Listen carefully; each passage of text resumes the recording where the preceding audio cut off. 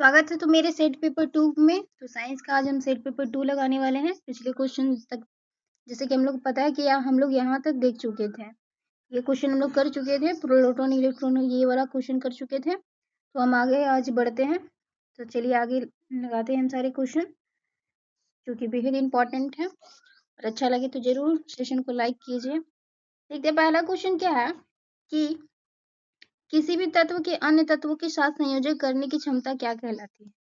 कहने का मतलब है कि किसी भी तत्व का हम अन्य तत्वों के साथ संयोजन करेंगे तो उसकी क्षमता क्या कहलाएगी। तो वो तत्वों की संयोजकता कहलाती है। इसका आंसर सी होगा कि तत्वों की संयोजकता जो होती है वो एक तत्व को अगर हम किसी तत्व के साथ मिलाते हैं तो तत्वों की संयोजकता होती है। तो आंसर सी करेक्ट कर लेंगे। फिर आगे बढ़ते हैं। क्वेश्चन जैसे कि उत्कृष्ट गैसों की संयोजकता कितनी होती है। तो याद रखेंगे जो इनर्ट गैस होते हैं, उत्कृष्ट जो गैस होते हैं उनकी जो संयोजकता होती है कितनी होती है, तो 0 होती है। याद रख लीजिए आंसर ए हो जाएगा। फिर आगे हम तीसरे नंबर क्वेश्चन पे चलते हैं कि किसी भी तत्व की संयोजकता की गणना की जाती है। तो किसी भी तत्व की संयोजकता की गणना हम कैसे करेंगे। तो इसका आंसर ए होगा कि परमाणु के बाह्यतम कोश में स्थित इलेक्ट्रॉनों की संख्या के आधार पर, यानी कि जो परमाणु होते हैं उनके बाह्यतम कोश में जो इलेक्ट्रॉन स्थित होते हैं उनके आधार पर हम उनकी संयोजकता को गणना करते हैं। तो आंसर इसका ए होगा। ट्रिक लगा लेंगे। 4 नंबर क्वेश्चन में चलेंगे। 4 नंबर क्या बोलता है कि किसमें विद्युत संयोजकता, सहसंयोजक, उप संयोजक तीनों बंध पाए जाते हैं। आपको पता होगा कि ये तीनों जो है बॉन्ड है। तो पूछ रहा है कि तीनों बॉन्ड किस में पाए जाएंगे, नाइट्रिक एसिड में, कार्बन डाइऑक्साइड में या मीथेन में। तो नहीं, इसका आंसर अमोनिया होगा। अमोनिया जो क्लोराइड होता है ना उसमें ये तीनों जो है बाउंड पाए जाते हैं। तो इसका आंसर क्या होगा, डी होगा, अमोनिया ऑक्साइड। कार्बन डाइऑक्साइड या देख लें या मीथेन देख लें तो ये समय तीनों नहीं हो सकता है। बॉन्ड बनाना आप जानते होंगे कि बॉन्ड 3 तरह का होता है। बॉन्ड का एग्जाम्पल भी आप जानते होंगे। तो इसका एग्जाम्पल में तीनों में अगर आता है तो वो अमोनिया क्लोराइड ही आता है। क्या इसका आंसर डी कर लेंगे। इसे मुझे फॉर्मूला भी इसका पता है पर अभी बताने में ज़्यादा टाइम लगेगा तो इसीलिए चलते हैं नेक्स्ट क्वेश्चन पे कि कोई परमाणु अपना अष्टक किस प्रकार पूर्ण करता है।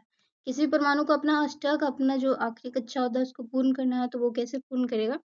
तो इसका आंसर क्या होगा, उपरोक्त सभी विधियों से, डी। तो देखते हैं कौन कौन सी विधियां हैं कि किसी अन्य परमाणु से इलेक्ट्रॉन ग्रहण करके भी वो अपना अष्टक को पूरा कर सकता है। किसी अन्य परमाणु को इलेक्ट्रॉनों त्याग करके भी अपना अष्टक को पूरा कर सकता है और किसी अन्य परमाणु के साथ इलेक्ट्रॉनिक साझेदारी करके। जैसा कि हम लोगों ने इस क्वेश्चन में देखा था कि जो तीनों बॉन्ड था ये सब 25 मार्च के तो सॉरी तो देखेंगे कि जैसे ये तीनों जो बॉन्ड था ये सब विद्युत संयोजक, सहसंयोजक और संयोजकता जो था वो सब किस तरह का बॉन्ड था। तो वही इस क्वेश्चन में अगले में है 5वें नंबर पे कि अगर कोई अपना अष्टक को पूरा करता है ना तो वो इलेक्ट्रॉन को त्याग करके कर सकता है, किसी भी परमाणु को इलेक्ट्रॉन त्याग करके कर सकता है और किसी भी अन्य परमाणु के साथ इलेक्ट्रॉनों की साझेदारी मतलब कोवलेंट बॉन्ड है। और त्यागना या ग्रहण करना आयनिक बॉन्ड का उदाहरण है। ये सभी विधियां से जो है वो अपना अष्टक को पूरा कर सकता है। कहने का मतलब यही था। तो इसका आंसर डी हो जाएगा। छठे नंबर क्वेश्चन पे चलते हैं। तो छठे नंबर का आंसर क्या है कि वह कौन सी उत्कृष्ट गैस है जिसके परमाणु की अंतिम कक्षा अष्टक पूरा ना होते हुए भी उसकी संयोजकता शून्य है। तो ऐसा कौन सा परमाणु है, ऐसा कौन सा जो परमाणु है जिसका अष्टक पूरा नहीं है फिर भी उसकी संयोजकता जो शून्य है, तो हीलियम है। हीलियम जो है उसकी संयोजकता शून्य होती है।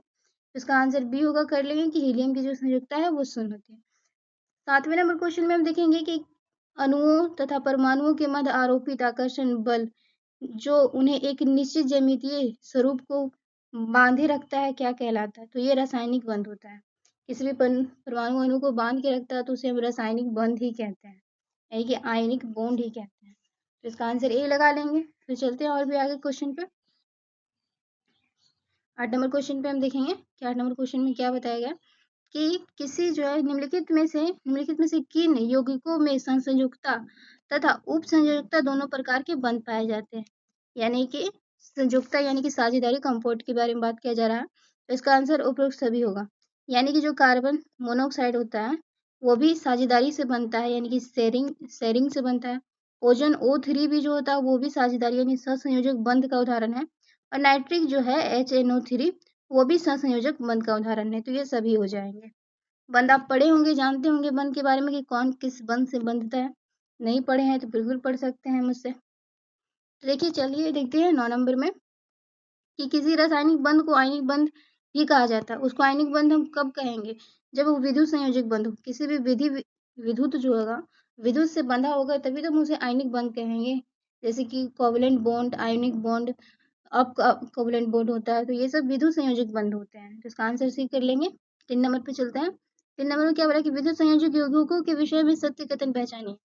जो विद्युत संयोजक होते हैं उनका कथन क्या, कौन सा सत्य है वो बताना। तो देखिए पहला क्या लिखा हुआ है कि रवेदार संरचना वाले एवं कठोर होते हैं। इनका गलनांक एवं क्वथनांक उच्च होता है। जल में विलयन परंतु बेंजीन में जो है, बेंजीन में अविलय, यानी जल में घुल जाता है और बेंजीन में नहीं घुलता। तो आप सीधा से याद रखिए जो विद्युत संयोजकता होती है उनकी ये सारी विशेषताएं हैं। तो याद रख लेंगे कि रावेदार संरचना एवं कठोर वाले होते हैं विद्युत संयोजक यौगिक। इनका गलनांक और क्वथनांक उच्च होता है विद्युत संयोजक का, और जेल में विलय होता है और बेंजीन में अविलय होता है। इस तरह से अगर आप याद रख लेंगे तो एग्जाम में अगर दिखेगा तो आप मार लेंगे। तो उपरोक्त तो सभी इसका आंसर हो जाएगा। तो डी इसका आंसर हो गया। आगे क्वेश्चन में चल रहे हैं कि निम्नलिखित में से 11 नंबर क्वेश्चन क्या कहता है कि निम्नलिखित में से किस में जो हाइड्रोजन बंध पाए जाते हैं। तो देखिए जल, अभी हम लोग थोड़ी देर पहले भी देखे थे। देखिए जल जो है, जल में भी हाइड्रोजन बंध है। H2O जो है उसमें हाइड्रोजन बंध होता है। प्रोटीन एमिनो एसिड से बना होता है उसमें भी हाइड्रोजन बंध है। डीएनए में भी हाइड्रोजन बंध होता है। तो इसका उपयुक्त आंसर डी होगा कि जल हो या डीएनए हो या प्रोटीन हो, सब में हाइड्रोजन बंध पाया जाता है। आप इन्फॉर्मेशन याद रख लीजिए ना कि एक इन्फॉर्मेशन मिल गया कि जल, डीएनए, प्रोटीन उपयुक्त में हाइड्रोजन बंध पाया जाता है। देखिए निम्नलिखित में से 12वें नंबर क्वेश्चन में निम्नलिखित में से किस यौगिक के अणुओं के मध्य हाइड्रोजन बंध नहीं होता है। पूछा जा रहा है कि किसमें हाइड्रोजन बंध नहीं है। तो जैसा हम लोग ऊपर में देख लीजिए कि जो नाइट्रिक एसिड था उसमें भी था। ये जो HF होता है इसमें भी होता है। अल्कोहल में भी हाइड्रोजन बंध होता है, पर HCl में हाइड्रोजन बंध नहीं होता। HCl हाइड्रोजन बंध का उदाहरण नहीं है। HCl जो है क्या बोलते हो, आयनिक बॉन्ड का उदाहरण होता है HCl। इसीलिए इसका आंसर HCl होगा। और नेक्स्ट क्वेश्चन देखेंगे 13 नंबर में क्या बोला है। निम्नलिखित किन यौगिकों में आयनिक तथा सहसंयोजक दोनों प्रकार के बंध उपस्थित है। यहाँ से पूछना चाहता है कि किसमें जो है आयनिक बॉन्ड है, यानी कि आयनिक बॉन्ड और साझेदारी दोनों है, तो उपरोक्त सभी में है। जैसे कि आपको पता होगा जो पहला दिया हुआ पोटेशियम हाइड्रोक्साइड एक बेस है, और सोडियम नाइट्रेट, सोडियम साइनाइड ये भी एक बेस है, और कैल्शियम कार्बोनेट, ये तीनों जो है दोनों प्रकार के बॉन्ड से बनते हैं। आयनिक बॉन्ड से भी बनते हैं और सहसंयोजक बॉन्ड से भी बनते हैं। मैं पढ़ी हूँ इसलिए बता रही हूँ। आप भी जानते होंगे कि ये तीनों जो है वो आयनिक बॉन्ड भी होते हैं और सहसंयोजक बॉन्ड भी होते हैं। इनका बनाना, इलेक्ट्रॉन शेयरिंग कैसे होता है वो भी जानती हूँ। तो ये आप याद रख लेंगे कि जो पोटेशियम हाइड्रोक्साइड है या सोडियम साइनाइड है या कैल्शियम कार्बोनेट है, ये तीनों जो है वो आयनिक और सहसंयोजक दोनों प्रकार के बंधों का उदाहरण होते हैं। तो इसका आंसर डी लगा लेंगे। और आगे हम बढ़ते हैं कि क्या लिखा हुआ 14 नंबर क्वेश्चन में कि किसी परमाणु के कोर इलेक्ट्रॉन है। कोर इलेक्ट्रॉन किसको कहा जाता है। तो यहाँ पे हम जान लेंगे कि जो आंतरिक कक्षाओं में, जो आंतरिक कक्षाओं में उपस्थित होते हैं उस इलेक्ट्रॉन को कोर इलेक्ट्रॉन कहते हैं। तो हम इन्फॉर्मेशन जान ली है कि परमाणु का कोर इलेक्ट्रॉन कौन होता है, आंतरिक कक्षाओं में उपस्थित इलेक्ट्रॉन को कोर इलेक्ट्रॉन बोलते हैं। चलते हैं नेक्स्ट क्वेश्चन पे। नेक्स्ट क्वेश्चन क्या है। आपको नंबर थोड़ा गड़बड़ लग रहा होगा, पर सारे क्वेश्चन अलग अलग चैप्टर के इसीलिए ऐसा है। मैं बहुत अच्छा सेट पेपर्स आपके लिए तैयार कर रही हूँ, तो आप प्लीज़ जुड़े रहिए, आपको अच्छा ही कंटेंट मिलेगा। मैं खुद पढ़ती हूँ तो मैं बुरा कंटेंट किसे दे सकती हूँ, या ऐसा डिस्काइड वाला मैं कंटेंट तो नहीं दूंगी ना, अच्छा ही दूंगी ना, कि मेरा भी एग्जाम है और आपके भी एग्जाम में है। तो चलिए क्वेश्चन क्या है कि किसी यौगिक के मूलनानुपाती सूत्र क्या दर्शाता है। कोई भी यौगिक है, यौगिक मतलब कोई भी मिश्रण है, कंपाउंड है, तो उसका जो अनुपातिक जो है मूल अनुपात सूत्र क्या दर्शाता है। तो देखते हैं क्या दर्शाता है। इसका आंसर डी है कि वो क्या दर्शाता है किसी भी यौगिक में कि पदार्थ में उपस्थित तत्वों के परमाणुओं तथा सरलतम रूप की संख्या का अनुपात दिखाता है। जैसे कि कोई भी पदार्थ में तत्व उपस्थित है, उनके परमाणु उपस्थित है, वही सारे ना उनकी यौगिक में आप देखेंगे। कोई भी कंपाउंड किसी चीज से बना हुआ है तो उसमें जो तत्व के परमाणु होंगे उनका सरलतम पूर्ण संख्या का अनुपात दिखाता है। याद रख लेंगे, डी आंसर इसका होगा। दूसरा नंबर क्वेश्चन क्या है कि किसी भी यौगिक की आणविक संरचना प्रदर्शित करती है, यानी वही मिश्रण जो है कंपाउंड का आणविक संरचना क्या दर्शाना चाहता है, तो उसका अणु सूत्र के द्वारा दर्शाती है। किसी भी अगर यौगिक को पता करना है कि यौगिक किस किस चीज पर बना है, तो उसका वो अनुसूत्र से ही हम पता करेंगे, तो इसीलिए इसका आंसर ए हो जाएगा कि अनुसूत्र के द्वारा ही जो है आणविक यौगिक की आणविक संरचना प्रदर्शित की जाती है। नेक्स्ट क्वेश्चन देखते हैं। तीसरा नंबर में क्या दिया हुआ कि एक संतुलित रासायनिक समीकरण किस सिद्धांत पर आधारित है? संतुलित रासायनिक समीकरण पूछा हुआ। तो जो संतुलित रासायनिक समीकरण होता है वह द्रव्यमान संरक्षण के नियम पर आधारित होता है। बिल्कुल इंपॉर्टेंट फैक्ट है कि संतुलित जो रासायनिक यानी कि क्या बैलेंस केमिकल इक्वेशन किस पे आधारित होता है? तो द्रव्यमान संरक्षण के यानी कि मास कंजर्वेशन के लॉ पे आधारित होता है। तो बी आंसर कर लेंगे। चलते हैं 4 नंबर पे। करंट को देखेंगे। सॉरी बार बार ऐसे हो जा रहा है कि देखते हैं कि ऐसी जो अभिक्रियाएं जिनसे ऊष्मा का, मैं करंट भी पढ़ाती हूँ इसीलिए ऐसी अभिक्रियाएं जिनमें ऊष्मा का जो है अवशोषण होता है क्या कहलाती है? तो ऊष्मा जिससे मतलब कि अवशोषण हो जाता है। अवशोषण का मतलब क्या होता है? जैसे मुझे जहाँ तक पता है कि अवशोषण का मतलब होता है ऑब्जॉर्प्शन करना, अंदर लेना। तो उसको हम बोलते हैं ऊष्माशोषी। उस अभिक्रिया को हम क्या कहते हैं? ऊष्माशोषी कहते हैं। तो याद रख लेंगे कि ऐसी अभिक्रिया जिसमें अवशोषण होता है, एब्जॉर्प्शन होता है, उसमें हम ऊष्माशोषी अभिक्रिया कहते हैं। याद कर लेंगे आप। और आगे हम लोग चलते हैं, देखते हैं। जितना मैं जानती हूँ मैं आपको समझाने की तो पहले कोशिश कर रही हूँ। आपको अच्छा लगे तो ज़रूर सेशन को लाइक कीजिएगा। देखिए 5वें नंबर क्वेश्चन में क्या बताया गया है कि किसी भी रासायनिक अभिक्रिया से प्राप्त उत्पाद और अभिक्रिया में सम्मिलित अभिकारकों के द्रव्यमान का क्या संबंध होता है? कहने का मतलब है कि कोई भी रासायनिक यानी केमिकल रिएक्शन अगर हो रहा है तो उसमें जो उत्पाद हैं, प्रोडक्ट हैं, जो उसमें सम्मिलित अभिकारक हैं, उनमें द्रव्यमान में क्या संबंध होता है? तो देखिए इसका आंसर क्या होगा? इसका आंसर सी होगा कि उत्पाद और अभिकारकों का द्रव्यमान समान होता है। किसी भी रासायनिक अभिक्रिया में जो उसका उत्पाद और अभिकारक होता है वो समान होता है, तो उसका संबंध जो है द्रव्यमान में संबंध क्या होता है? तो वही पूछा है कि उत्पाद एवं अभिकारकों का जो द्रव्यमान होता है वो समान होता है। इन्फॉर्मेशन है, आप याद रख लेंगे। नेक्स्ट क्वेश्चन पे हम चलते हैं। 16 नंबर क्वेश्चन क्या बता रहा है कि यदि 2 या 2 से अधिक अभिकारक संयुक्त होकर एकल उत्पाद उत्पन्न करते हैं तो यह अभिक्रिया क्या कहलाती है? तो देखिए 2 या 2 से अधिक यानी कि कुछ जोड़ने का बात किया जा रहा है, तो इसे हम लगा लेंगे कि संयोजन अभिक्रिया कहलाती है। 2 या 2 से अधिक अभिकारक संयुक्त होकर एक उत्पाद का निर्माण करते हैं तो उसे हम संयोजक अभिक्रिया कहते हैं। यानी कि संयोजक अभिक्रिया मतलब कंपाउंड रिएक्शन कहते हैं। चलिए और आते हैं आगे। 17 नंबर फिर दूध को दही में परिवर्तित करने की प्रक्रिया क्या कहलाती है? तो कीवन कहलाती है। आप जानते होंगे बिल्कुल, कई बार पढ़ चुके होंगे। तो दूध से दही बनाना है तो आपको कीवन करना होगा। और देखते हैं 8वें नंबर क्वेश्चन, निम्नलिखित में से कौन सा रासायनिक परिवर्तन नहीं है? रासायनिक परिवर्तन की परिभाषा क्या होती है कि रासायनिक अगर परिवर्तन हो जाए तो वो दोबारा लौट नहीं सकती, यही रासायनिक परिवर्तन की परिभाषा होती है। तो दूध का जमना, फल का कटना और कोयले का जलना। दूध जम जाएगा तो फिर वो वापस में दूध कन्वर्ट नहीं होगा। फल अगर पक जाएगा तो कच्चा नहीं कर पाइएगा। कोयला जल जाएगा तो वापस आप कोयला नहीं ले पाइएगा। पर जल का अगर वाष्पन बन जाता है तो उसको वापस से आप जल बना सकते हैं। गैस को फिर से ये करेंगे तो जल बन जाएगा ना, तो इसीलिए इसका आंसर सी होगा। याद रख लेंगे कि आंसर सी होगा। ये रासायनिक जो परिवर्तन का उदाहरण नहीं है। बाकी जो दूध का जमना ये सब रासायनिक परिवर्तन का।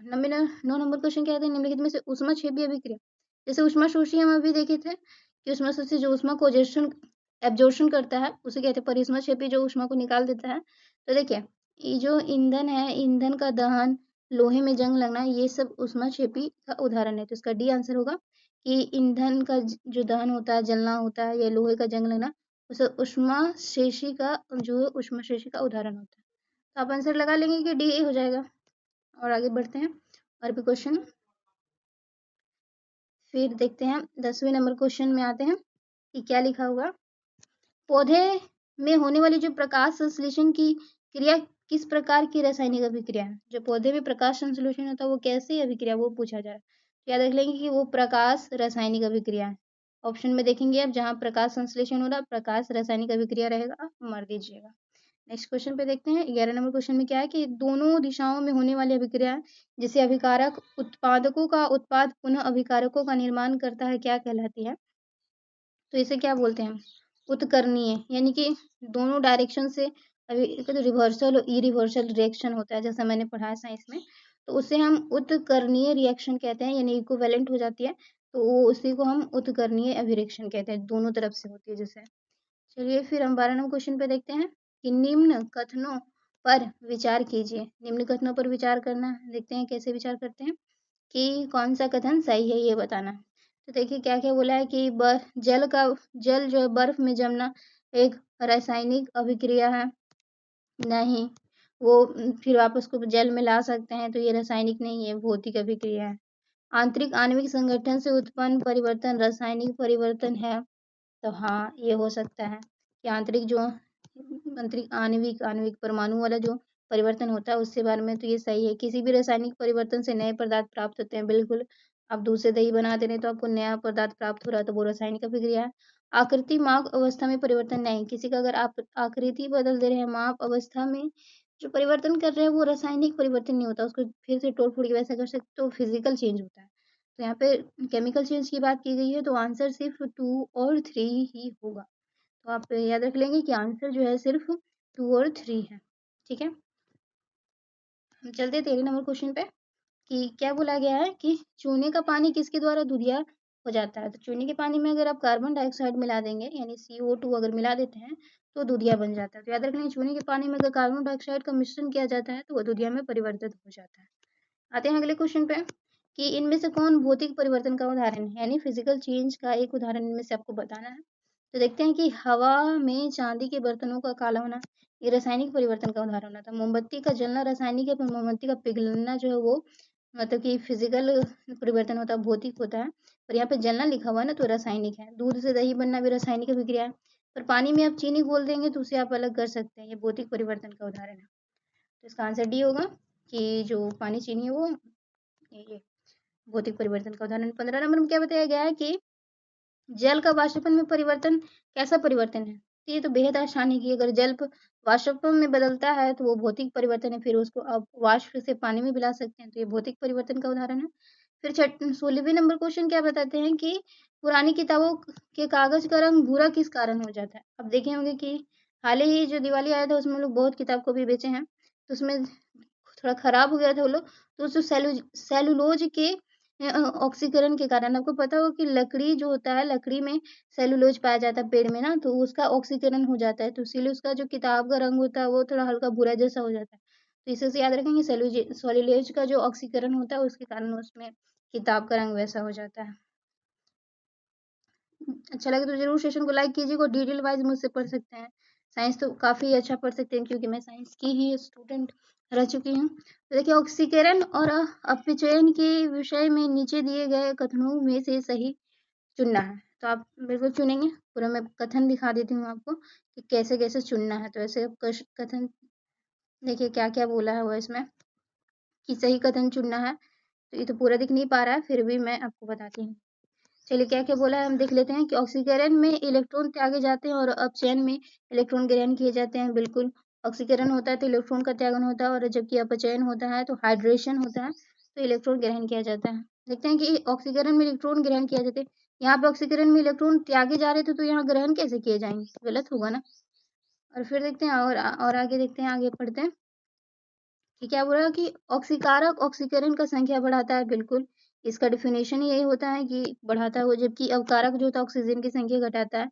बिल्कुल सही बात है। ऑक्सीकरण नहीं, यहाँ पर जब बढ़ा रहा था तो यहाँ घटाएगा कैसे, तो गलत हो जाएगा। यानी कि हम देखें तो 1 और 3 सही है, तो इसका आंसर हम क्या कर लेंगे, एक सॉरी 1 और 3 हम करेंगे, थोड़ा सा कूट को आगे बढ़ा लेंगे, 1 और 3 सही हो जाएगा। फिर 18 नंबर क्वेश्चन पे हम लोग चलते हैं, देखते हैं क्या बोला गया है। निम्नलिखित में से कौन सा जो रासायनिक परिवर्तन का उदाहरण है। तो देखिए, अब उतना देर से मैं बोली तो अब समझ गए हो, तो सब्जियों के काटने पर उनका मुलायम हो जाना वो रासायनिक परिवर्तन है, याद रख लेंगे। ठीक है, 19 नंबर क्वेश्चन में हम मिलान करेंगे 19 नंबर क्वेश्चन को। तो देखिए कैसे हम मिलान करते हैं, पहले यहाँ पर देख लेंगे कि ऑक्सीजन संख्या के साथ उनका मिलान करना है। ये तो बहुत डिफिकल्ट है, फिर भी मैं आपको बता देती हूँ, अगर हम यहाँ पे मैच कर पाते हैं तो ठीक है। जैसे कि ये जो इसका है, तो 2 जो है वो इसका सी का ऑक्सीकरण है, यानी कि कैल्शियम जो ऑक्साइड है उसमें कैल्शियम का जो ऑक्सीकरण संख्या है वो 2 होता है, इस तरह से। फिर देखिए बी का 4 होना चाहिए, यानी कि 3, यानी कि जो ये सोडियम एल्युमिनियम हाइड्रा जो है उसमें एल्युमिनियम का जो ऑक्सीकरण या ऑक्सीजन संख्या जो जैसे कह सकते हैं वो क्या होता है, तो वो जो होता है वो 3 होता है, तो याद रख लेंगे। फिर देखते हैं ये चौथा 4 इसमें मैच करना है कि मैग्नीशियम ऑक्साइड में मैग्नीशियम का ऑक्सीजन संख्या क्या होता है, तो वो 4 होता है, इसको याद रख लेंगे। फिर देखिए सल्फर डाइऑक्साइड में सल्फर का ऑक्सीजन संख्या क्या होता है, तो वो 6 होता है। तो इस प्रकार से इसका आंसर ये होगा। हम जानते हैं ऑक्सीजन संख्या कैसे निकाली जाती है। देखिए एक और क्वेश्चन 20वें नंबर पे, श्वेत श्याम फोटोग्राफी में किस रासायनिक यौगिक का प्रयोग किया जाता है। यानी कि श्वेत जो श्याम हम फोटोग्राफी निकालते हैं, श्वेत श्याम का मतलब क्या होता है, श्वेत मतलब श्वेत और मतलब कि सादा काला जो फोटो होता है ना, उसकी बात की जाए तो उसमें हम सिल्वर ब्रोमाइड का उपयोग करते हैं कि सफेद और काला फोटोग्राफी निकल जाए, तो इसलिए हम सिल्वर जो है सिल्वर ब्रोमाइड का इस्तेमाल करते हैं। तो आंसर 1 हो जाएगा। और 10 सेट में हम पहुंच चुके हैं। तो आज तक इतना ही रहेगा क्योंकि 20 मिनट का सेशन है। और अगर अच्छा लगे तो मैं आगे आपको सब कुछ कवर कराने वाली हूँ, विदित भी कराने वाली हूँ। तो ज़रूर सेशन को लाइक कीजिए और शेयर कीजिए दोस्तों कि, और मैं हर सब्जेक्ट का आपको बेहतर से बेहतर सेट प्रैक्टिस देने वाली हूँ। तो ज़रूर सेशन को लाइक कीजिएगा। थैंक यू दोस्तों।